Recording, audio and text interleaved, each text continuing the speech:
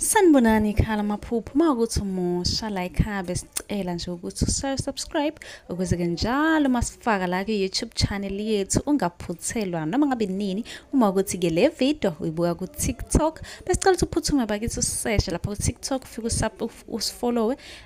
Ngijwayele ukuba live nje uzobona wonke amavidiyo amaningi, kodwa amavidiyo amaningi agcwele la ku-YouTube, so kwakho ukuthi usubscribe and turn on i-notification bell ukuze njalo uma ngifaka amavidiyo izothi nqinqi efonini yakho ukuze ubone ukuthi la sikhuluma ngani, ngoba wonke ama-comment eniwabuzayo ngizolokhu nje ngenza amavidiyo ngafaka. Uma-ke nawe ubuzile ungakayiboni impendulo yakho, scrolla semaningi amavidiyo engiwenzile uzofika-ke lapho ubone mhlawumbe impendulo yakho, noma mhlawumbe uphuphe ungeza nawe uzoscrolla uzocinga impendulo. Ake ngiqhubeke ngichaze amaphupho eniwabuze kuma-comment section.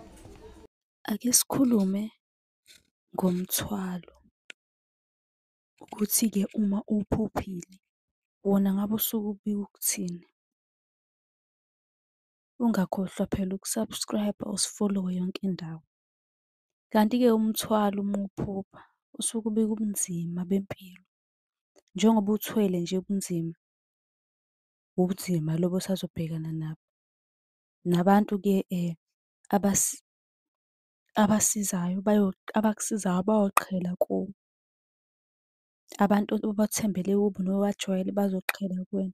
Kahle kahle nje kuzoba ngathi awunamuntu osazobhekana nobunzima empilweni yakho. Uma uthwele umthwalo kubika nje inqwaba yey'nkinga. Uyakwazi ukungi-inbox-a ucele inamba ka-WhatsApp okanye-ke ukhomente usho umbuzo ofisa ukuthi siwuphendule.